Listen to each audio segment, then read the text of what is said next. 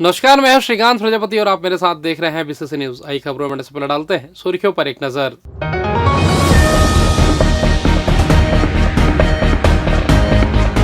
गणतंत्र दिवस पर मुख्यमंत्री करेंगे ध्वजारोहण, जिला प्रशासन जुटा तैयारी में। उन्नत सिंचाई योजना प्रदेश में होगी शुरू, मध्य प्रदेश से लौटा निरीक्षण दल। मुंगेली में फिर एक राइस मिल सील, 5 करोड़ रुपए से अधिक की मिली गड़बड़ी। जैद स्तंभ का जलाने का प्रयास, समाज के लोगों ने की सख्त कार्रवाई की मांग। तो ये थी सुर्खियां, खबरें विस्तार से। कलेक्टर संजय अग्रवाल ने समय सीमा की बैठक लेकर जिले में संचालित शासन की फ्लैगशिप योजनाओं, आगामी गणतंत्र दिवस समारोह की तैयारियों तथा जनदर्शन के लंबित मामलों की विस्तार से समीक्षा की। बैठक में कलेक्टर ने महत्वपूर्ण जानकारी देते हुए बताया कि इस वर्ष गणतंत्र दिवस के अवसर पर पहली बार जिले में मुख्यमंत्री विष्णुदेव साय द्वारा ध्वजारोहण किया जाना संभावित है। कलेक्टर ने अधिकारियों को निर्देशित किया है कि गणतंत्र दिवस समारोह को गरिमामय, सुव्यवस्थित एवं भव्य स्वरूप में आयोजित किया जाए, जिसके लिए उन्होंने विभिन्न विभागों की जिम्मेदारियां तय करते हुए सभी आवश्यक तैयारियां समय पर पूर्ण करने के निर्देश दिए। बैठक में एसएसपी रजनीश सिंह, नगर निगम आयुक्त प्रकाश कुमार सर्वे, जिला पंचायत सीईओ संदीप अग्रवाल, एडीएम शिव कुमार बनर्जी तथा सहायक कलेक्टर अरविंद कुमारन सहित अन्य अधिकारी कर्मचारी उपस्थित रहे। कलेक्टर ने गणतंत्र दिवस समारोह के दौरान जिले के विकास कार्यों और शासन की जन कल्याणकारी योजनाओं पर आधारित आकर्षक झांकियां तैयार करने के निर्देश दिए, ताकि आम नागरिकों को योजनाओं की उपलब्धियों की जानकारी मिल सके। उन्होंने उसके लिए बच्चों के सांस्कृतिक कार्यक्रमों की गुणवत्ता पर विशेष ध्यान देने और सभी तैयारियां समयबद्ध रूप से पूर्ण करने को कहा। बैठक में बताया गया कि 19 जनवरी से वंदे मातरम अभियान का द्वितीय चरण प्रारंभ हो रहा है, जिसके तहत विभिन्न राष्ट्रभक्ति कार्यक्रम आयोजित किए जाएंगे। पुलिस परेड ग्राउंड में सामूहिक वंदे मातरम गायन भी होगा। कलेक्टर ने चावल उत्सव के आयोजन, प्रधानमंत्री किसान सम्मान निधि योजना के लाभ वितरण और जन दर्शन के लंबित प्रकरणों के शीघ्र निराकरण के निर्देश भी संबंधित अधिकारियों को दिए। अभी आज की टीएल बैठक में मेनली जैसे अभी गणतंत्र दिवस आना है तो उसको लेकर के तैयारी के बारे में था। और इस बार बहुत खुशी की बात है कि हमारे गणतंत्र दिवस में हमारे मुख्य अतिथि, जैसा मुझे अभी पता लगा है, माननीय मुख्यमंत्री जी रहेंगे, तो उसके हिसाब से हमारी और बढ़िया तैयारी हो। झांकी भी एक अच्छा संदेश देती हुई झांकी हो, कल्चरल कार्यक्रम भी बढ़िया हो, तो उसके हिसाब से आज एक बैठक हुई थी। छत्तीसगढ़ में लगातार बढ़ रहे सड़क हादसों और आवारा पशुओं से फसलों को हो रहे नुकसान को लेकर राज्य सरकार ने हाईकोर्ट में अपना पक्ष रखा है। सरकार ने बताया कि इस समस्या से निपटने के लिए प्रदेश के अलग अलग जिलों में फिलहाल 46 अस्थायी मवेशी शेल्टर होम चलाए जा रहे हैं, जहां करीब 4160 मवेशियों को रखा गया है। राज्य शासन ने यह भी स्पष्ट किया कि आवारा पशुओं के स्थायी समाधान के लिए 36 गौधाम बनाने की प्रशासनिक मंजूरी दी जा चुकी है। इन गौधामों में मवेशियों के लिए शेड, पीने का पानी और बिजली जैसी जरूरी सुविधाएं उपलब्ध होंगी। सरकार के जवाब के बाद चीफ जस्टिस रमेश सिन्हा और जस्टिस रविंद्र कुमार अग्रवाल की डिवीजन बेंच ने जनहित याचिका की अगली सुनवाई 23 मार्च को तय की है। सुनवाई के दौरान पशुधन विकास विभाग के प्रमुख सचिव ने कोर्ट में बताया कि गांवों में फसलों को बचाने के लिए ग्राम पंचायत स्तर पर अस्थायी शेल्टर बनाए गए हैं। फसल कटाई के बाद इन मवेशियों को उनके मालिकों को लौटा दिया जाता है या फिर इच्छुक ग्रामीणों को सौंप दिया जाता है। बिलतरा और सुकुलकारी ग्राम पंचायतों में इस व्यवस्था को सफलतापूर्वक लागू किया गया है। इसके अलावा सरकार ने बताया कि सुप्रीम कोर्ट के निर्देशों के अनुसार गृह विभाग, एनएचएआई और सड़क सुरक्षा एजेंसियों के साथ मिलकर काम किया जा रहा है, ताकि सड़कों पर मवेशियों के कारण होने वाली दुर्घटनाओं को रोका जा सके। कलेक्टर संजय अग्रवाल और एसएसपी रजनीश सिंह ने साप्ताहिक जनदर्शन कार्यक्रम में दूर दराज से आए ग्रामीणों की समस्याएं सुनी। उन्होंने एक एक कर लोगों से मुलाकात कर उनके आवेदन लिए और संबंधित अधिकारियों को त्वरित कार्रवाई के निर्देश दिए। जनदर्शन में व्यक्तिगत और सामुदायिक हितों से जुड़े लगभग 70 से 80 आवेदन प्राप्त हुए। इस दौरान नगर निगम आयुक्त प्रकाश कुमार सर्वे और जिला पंचायत सीईओ संदीप अग्रवाल भी उपस्थित रहे। इस दौरान ग्राम पंचायत विद्याडी के ग्रामीणों ने शासकीय हैंडपंप पर अवैध कब्जे की शिकायत की। कलेक्टर ने पेशीय विभाग के कार्यपालन अभियंता को मामले की जांच कर समाधान करने के निर्देश दिए। वही ग्राम पंचायत ओखर की सरपंच ने सचिव की नियुक्ति की मांग की, जिस पर जनपद पंचायत सीईओ को कार्रवाई के निर्देश दिए गए। वसुंधरा नगर वार्ड के निवासियों ने सड़क और नाली निर्माण की मांग रखी, जिस पर नगर निगम आयुक्त को आवश्यक पहल करने को कहा गया। उछलापुर की दिव्यांग महिला संतोषी मंगेशकर ने ई रिक्शा उपलब्ध कराने का आवेदन किया, जिसे समाज कल्याण विभाग से को सौंप दिया गया है। तारबहार निवासी सत्यनारायण धनकर को भू अर्जन संबंधी प्रकरण पर एसडीएम को जांच कर निराकरण के निर्देश दिए गए। जनता में पहुंचे नागरिकों ने प्रशासन की इस पहल की सराहना की। लोगों की जो जिनाइन समस्याएं हैं उसको लेकर के आते हैं। कई बार कुछ समस्याएँ ऐसी होती हैं जो नियम में नहीं होती हैं, लेकिन लोगों को लगता है कि जाने से शायद इसका समाधान हो जाएगा। तो दोनों ही तरह से लोग हैं और समस्याएँ तो ऐसा है कि वो कंटीन्यूअस किसी न किसी रूप में बढ़ती जाएँगी। पहले लोग छोटे सड़कें नहीं होती थी तो सड़क के लिए आते थे। अब सड़क बन गई तो सड़क का और चौड़ीकरण हो उसके लिए आते हैं। पहले नालियों की डिमांड गाँव में नहीं होती थी, अब नालियों की डिमांड होती है। पहले स्टेडियम की डिमांड नहीं होती थी, अब स्टेडियम की डिमांड आती है। तो समय के हिसाब से ज़रूरत क्या चीज़ों की है, उसके हिसाब से लोग आते हैं। नगर पालिक निगम बिलासपुर के वार्ड क्रमांक 16 विष्णुनगर में अमृत मिशन योजना के तहत सप्लाई हो रहे पेयजल को लेकर गंभीर शिकायत सामने आई है। वार्ड की पार्षद अनीता कश्यप ने प्रतिनिधियों और वार्ड वासियों के साथ निगम आयुक्त को क्षेत्र में गंदे पानी की आपूर्ति और कम प्रेशर की समस्या से अवगत कराया है। पार्षद ने अपने ज्ञापन में बताया कि वार्ड के कई घरों में पानी का प्रेशर इतना कम है कि सप्लाई ही नहीं हो पा रही है। वहीं जिन स्थानों पर पानी पहुंच रहा है वहां गंदा और दूषित पानी आ रहा है। इसके कारण वार्ड में संक्रामक बीमारियों के फैलने की आशंका बनी हुई है। उन्होंने कहा कि समस्या को लेकर पूर्व में भी लिखित शिकायत की जा चुकी है, लेकिन अब तक नगर निगम द्वारा कोई ठोस कार्रवाई नहीं की गई है। पार्षद ने निगम आयुक्त से आग्रह किया कि वे स्वयं स्थल निरीक्षण कर समस्या का तत्काल समाधान कराएं ताकि नागरिकों को स्वच्छ पेयजल उपलब्ध हो सके। वार्ड वासियों ने नगर निगम से जल्द समस्या के निराकरण की मांग की है ताकि पेयजल संकट से राहत मिल सके। पानी नहीं आ रहा है भैया, 1 महीना से जिसके घर आ रहा है वो गंदा पानी आ रहा है। हम लोग के यहाँ पानी नहीं आ रहा है, वही 30-40 घर और वो 30-40 घर आ रहा है और 1-1.5 महीना हो गया पानी नहीं आ रहा है। तो इसीलिए आए थे महोदय के पास। वो दूसरे घर से लाते हैं, जिसके यहाँ बोर है वहाँ कॉलोनी में उसके यहाँ से लाते हैं। क्वार्टर में बोर लगा है उसके यहाँ से लाते हैं। जो अमृत मिशन का पानी अभी आ रहा है फूड एंड पे कुछ जगहों पे पानी नहीं आ रहा है, जहाँ पे आ रहा है पानी वहाँ पे गंदा है।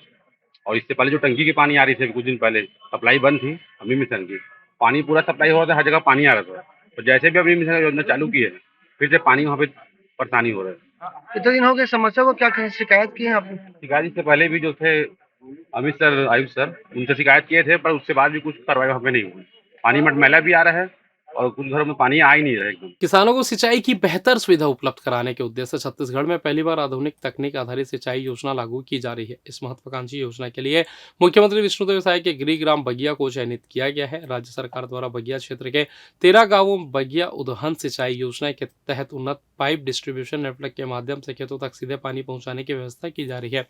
इस योजना को भारत सरकार से स्वीकृति मिल चुकी है। योजना की तकनीकी जानकारी और सफल क्रियान्वयन की समझ विकसित करने के लिए बगिया क्षेत्र के 26 किसानों को कृषि उद्यानिकी एवं जल संसाधन विभाग के अधिकारियों के साथ मध्य प्रदेश के अध्ययन भ्रमण पर भेजा गया था। यह दल वहां पहले से संचालित आधुनिक सिंचाई परियोजनाओं का अवलोकन कर लौट आया है। टीम का नेतृत्व जल संसाधन विभाग के अधीक्षण अभियंता स्टेट नोडल अधिकारी आलोक अग्रवाल ने किया। श्री अग्रवाल ने बताया कि यह प्रदेश की अब तक की सबसे उन्नत सिंचाई योजना होगी, जिसे मुख्यमंत्री के निर्देश पर जशपुर जिले के बगिया क्षेत्र के 13 गांवों में 4,933 हेक्टेयर भूमि पर लागू किया जाएगा। योजना का निर्माण कार्य सितंबर 2026 तक पूर्ण करने का लक्ष्य रखा गया है। इस तकनीक के माध्यम से किसानों के खेतों तक पाइपलाइन से सीधे पानी पहुंचेगा, जिससे भू अर्जन की आवश्यकता नहीं होगी और पानी की बर्बादी भी कम होगी। नई प्रणाली से लगभग 40 से 50% तक जल की बचत संभव होगी। पूरी व्यवस्था की निगरानी ऑनलाइन प्रणाली से की जाएगी।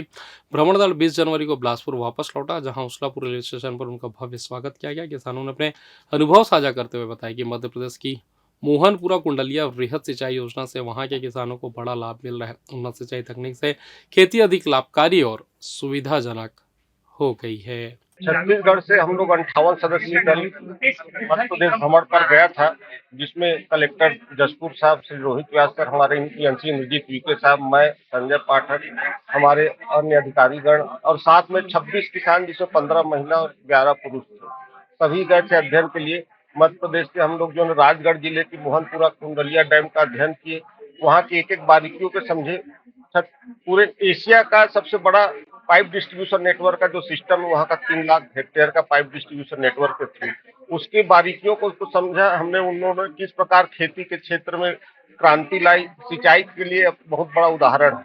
वो एक अध्ययन के लिए वास्तव में एक स्मरणीय प्रोजेक्ट रहा। वहाँ के अधिकारियों ने, वहाँ पर जो प्रोजेक्ट डायरेक्टर है विकास राजौरिया सर और शुभांकर सर और बाकी लोगों ने भी बहुत अच्छा इंतजाम किया था, एक एक चीजों को समझाने के लिए।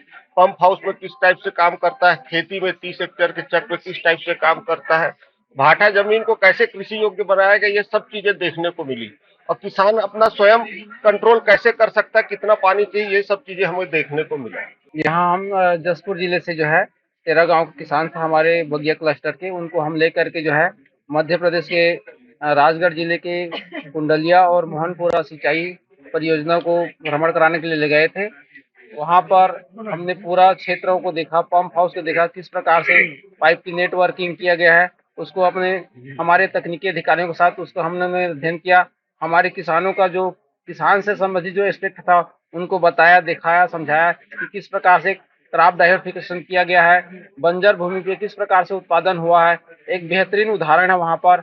वहाँ के जो अधिकारी हैं, तकनीकी अधिकारी हैं और कर्मचारी हैं, उनके द्वारा बहुत बढ़िया सहयोग किया गया हमारा। वहाँ के माननीय मुख्यमंत्री हैं श्री तुलसीराम सिलावट जी, जल संसाधन मंत्री हैं, उन्होंने मुलाकात का समय दिया, उनसे मिले, उन्होंने हमको आश्वासन दिया कि आपको आपके परियोजना से संबंधित जो भी सहयोग की और सहायता की जरूरत होगा हम आपको करेंगे। हमारे अधिकारी विजिट करेंगे, आपको फोन में, मौखिक में, ईमेल में जो भी आपको तकनीकी सलाह होगा, भौतिक रूप से उपस्थित होना होगा, हम आपको सहयोग करेंगे। ऐसा हमारे माननीय वहाँ के मंत्री जी ने हमको जो है आश्वासन भी दिया है, वहाँ के अधिकारियों ने भी आश्वासन दिया है और हमारा प्रशिक्षण बहुत अच्छा रहा।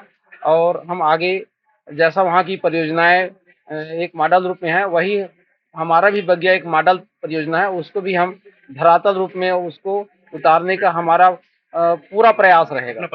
जैसे कि हमने देखा कि वहाँ पाइपलाइन जो मोहनपुरा डैम और कुंडलिया डैम के माध्यम से परियोजना को लागू किया गया है, जिसमें सिंचाई के लिए बहुत ही अच्छा वहाँ पे योजना को चालू किया गया है, जिससे किसानों को बहुत ही लाभ प्राप्त हो रहा है और हर किसान जो है वहाँ पे बहुत ही खुश हैं और वो चाहते हैं कि इसी तरह हमारे क्लस्टर बगिया में भी हो और हम भी चाहते हैं कि इसी तरह बगिया क्लस्टर में भी हो, ताकि हमारे इस जगह के भी सभी किसान भाइयों बहनों को इतना अच्छा अवसर प्राप्त हो कि वो अपने आजीविका को आगे बढ़ाएं। और फिलहाल वक्त तो चला छोटे से ब्रेक का, मिलते हैं ब्रेक के बाद, कहीं जाइएगा नहीं। पिछले 17 वर्षों से रियल एस्टेट के क्षेत्र में दे रहे हैं अपनी सेवाएं और लगातार शहर की जनता को एक नई लिविंग लाइफस्टाइल। अपने कार्यों एवं सेवाओं के माध्यम से लाखों लोगों की उम्मीदों को दिया है आकार, इसलिए जिले में ही नहीं पूरे प्रदेश में इनकी पहचान है बरकरार। आपके सपनों के घर को हकीकत में बदल कर है दिखाना, इसलिए आपके लिए लेकर आए हैं भाटी आशिया।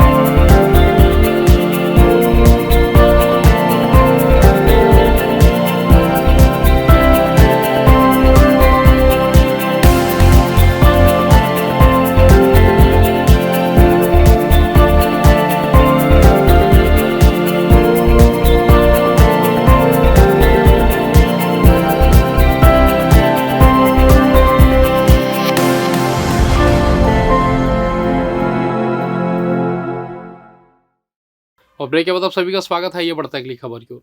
मुंगेली जिले के सरगांव पेंड्री स्थित गणेश मिनरल्स राइस मिल में बड़े पैमाने पर धान की हेराफेरी का मामला उजागर हुआ है। कलेक्टर कुंदन कुमार के निर्देश पर राज्य स्तर से प्राप्त सूचना के आधार पर राजस्व, खाद्य एवं सहकारिता विभाग की संयुक्त टीम ने मिल का आकस्मिक निरीक्षण किया। जांच के दौरान मिल में भंडारित धान की मात्रा का भौतिक सत्यापन पॉइंट्स के माध्यम से किया गया। टीम के पहुंचते ही मिल के कर्मचारियों ने सीसीटीवी कैमरे बंद कर दिए और जांच के दौरान रिकॉर्डिंग से संबंधित कोई भी प्रमाण प्रस्तुत नहीं किया गया। इस संदिग्ध स्थिति को देखते हुए सीसीटीवी डीवीआर को मौके पर ही जब्त कर लिया गया। मिल प्रबंधन द्वारा दी गई ऑनलाइन रिपोर्ट के अनुसार गोदाम में 2,41,896 कट्टी धान होना चाहिए था, लेकिन भौतिक सत्यापन में केवल 1,97,458 कट्टी धान ही मिली। इस प्रकार 44,438 धान कट्टी लगभग 17,775 क्विंटल कम पाया गया। पूछताछ में मिल गए मैनेजर और कर्मचारियों द्वारा इस अंतर का कोई संतोषजनक जवाब नहीं दिया गया। धान की अनुमानित कीमत करीब 5.5 करोड़ रुपए आकी गई है। गंभीर अनियमितता को देखते हुए कलेक्टर के निर्देश पर मिल को सील कर दिया गया है। कार्रवाई में तहसीलदार अतुल वैष्णव, नायब तहसीलदार लीलाधर छत्री, खाद्य निरीक्षक दीपाली सिंह सहित अन्य अधिकारी शामिल रहे। प्रशासन ने मामले में सख्त कार्रवाई की बात कही है। इधर कोनी थाना क्षेत्र अंतर्गत ग्राम निरतू में स्थित निजी भूमि पर जबरन कब्जा करने और अवैध निर्माण किए जाने का मामला सामने आया है। पीड़ित सुखदेव मरार ने इस संबंध में जिलाधीश, पुलिस अधीक्षक और थाना प्रभारी कोनी को लिखित शिकायत देकर कार्रवाई की मांग की है। आवेदक के अनुसार तहसील सकरी के अंतर्गत कुल भूमि उनके नाम पर B1 खसरा 5 साला में दर्ज है। इस भूमि से संबंधित एक व्यवहारवाद पूर्व में न्यायालय में दायर किया गया था, जिसका निर्णय 31 अगस्त 2019 को उनके पक्ष में आया था। न्यायालय ने विपक्षी पक्ष का दावा खारिज कर दिया था। शिकायत में बताया गया कि उक्त भूमि कृषि भूमि है, लेकिन कुछ लोगों द्वारा उस पर अवैध रूप से बाउंड्री वॉल बनाकर कब्जा करने का प्रयास किया जा रहा है। आरोप है कि प्रफुल्ल झा और नीलेश नामक व्यक्ति जमीन दलाली का काम करते हैं और वे इस कीमती जमीन पर जबरन निर्माण कर रहे हैं। मना करने पर गाली गलौज और जान से मारने की धमकी देने का भी आरोप लगाया गया है।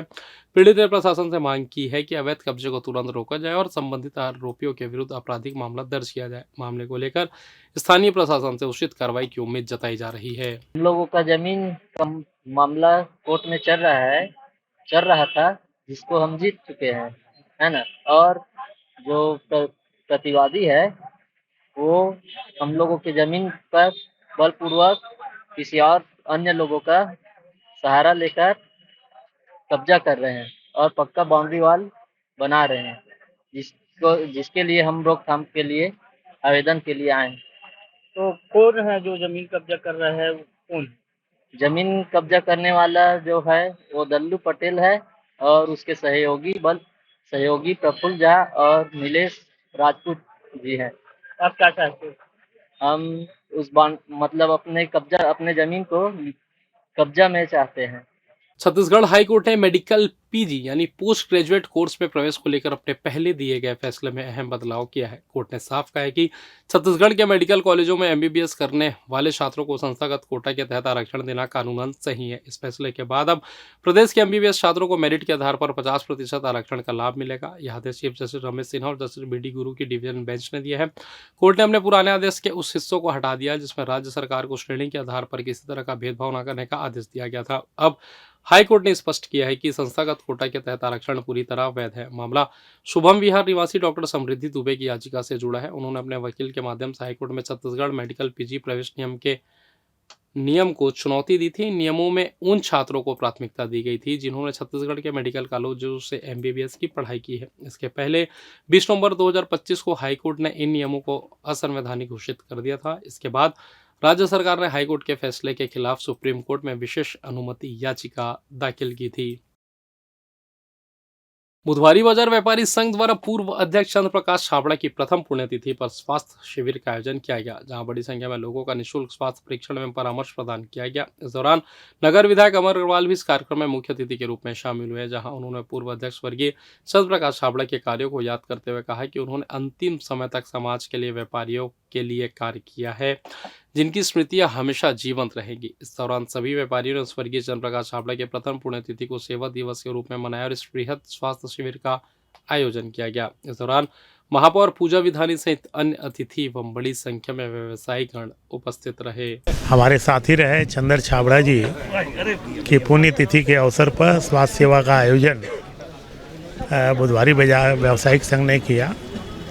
वास्तव में चंद्र छाबड़ा जी एक बहुत ही कर्मठ, संघर्षशील, मिलनसार, सहयोगी और दृढ़ इच्छा शक्ति के व्यक्तित्व के धनी रहे और मेरा लंबा उनके साथ रहा। मैंने एक पार्टी कार्यकर्ता के रूप में, एक व्यावसायिक संघ के अध्यक्ष के रूप में, सामाजिक संस्थाओं के पदाधिकारी के रूप में उनकी कर्मठता को देखा है। और बिरले लोग होते हैं जो अपने इन सारे दायित्वों का निर्वहन करते हैं। और सबसे बड़ी बात, वो दिल्ली भी गए थे तो बुधवारी व्यावसायिक संघ की समस्या के निदान के लिए गए थे और वहीं पर उनकी तबीयत खराब हुई और हमारे बीच से वो चले गए। तो आप उसी से अंदाज कर सकते हैं कि उनका आखिरी डेस्टिनेशन भी समाज के लिए समर्पित रहा। बहुत विरले होते हैं। मैं विनम्र श्रद्धांजलि अर्पित करता हूँ और स्वास्थ्य शिविर में लोग स्वस्थ हों ऐसी कामना करता हूँ। आज मेरे पूज्य पिताजी की प्रथम पुण्यतिथि है। सबसे पहले उनको सादर प्रणाम करता हूँ, सत सत नमन करता हूँ। ईश्वर से प्रार्थना करता हूँ कि उनका आशीर्वाद मार्गदर्शन सदा मुझ पर, हमारे पूरे परिवार पर, व्यापारी संघ पर, सभी पर बना रहे, ऐसा मैं भगवान से प्रार्थना करता हूँ। आज बुधवारी बाजार व्यापारी संघ के द्वारा निःशुल्क स्वास्थ्य शिविर लगाया गया है।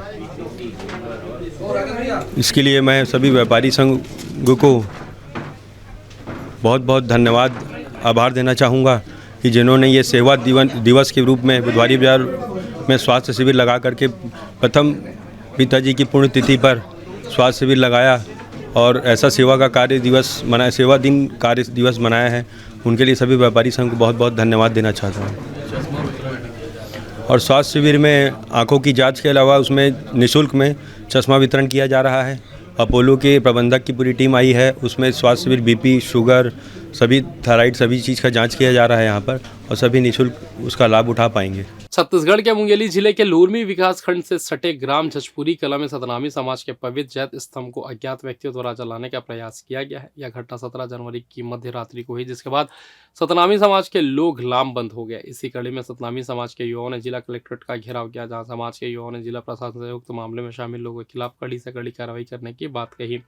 उन्होंने साफ किया कि 15 दिनों के भीतर मामले में पुलिस आरोपियों तक नहीं पहुंची तो पूरा सतनामी समाज उग्र आंदोलन के लिए बाध्य हो गया। इस दौरान मीडिया से रूबरू होकर समाज के लोगों ने बताया कि 17 जनवरी की रात को अज्ञात व्यक्तियों ने सतनामी समाज के जय स्तंभ को आग लगाने की कोशिश की। हालांकि पूर्ण रूप से जलाने में सफल नहीं हो सके, लेकिन इस प्रयास से समाज में गहरा असंतोष फैल गया है। ग्रामीणों के अनुसार यह घटना धार्मिक भावनाओं को ठेस पहुंचाने वाली और इससे गांव की शांति भंग हो रही। उन्होंने यह भी बताया कि यह पहली बार नहीं है जब जजपुरी कला में जैत स्तंभ पर हमला हुआ है। इससे पहले 2020-21 में भी इसी गांव में जैत स्तंभ को जलाने की घटना घटी थी। उस समय भी दोषियों को पकड़ा नहीं जा सका था, लेकिन अब उक्त मामले में पूरा समाज लामबंद दिखाई दे रहा है। विगत दिनों 16-17 के मध्य रात्रि को ग्राम जजपुरी कला, तहसील लोरमी, जिला मुंगेली में कुछ असामाजिक तत्वों के द्वारा सतनामी समाज के मान सम्मान के प्रतीक, बाबा गुरु घासीदास के प्रतीक जय स्तंभ को खंडित किया गया है, जलाया गया है।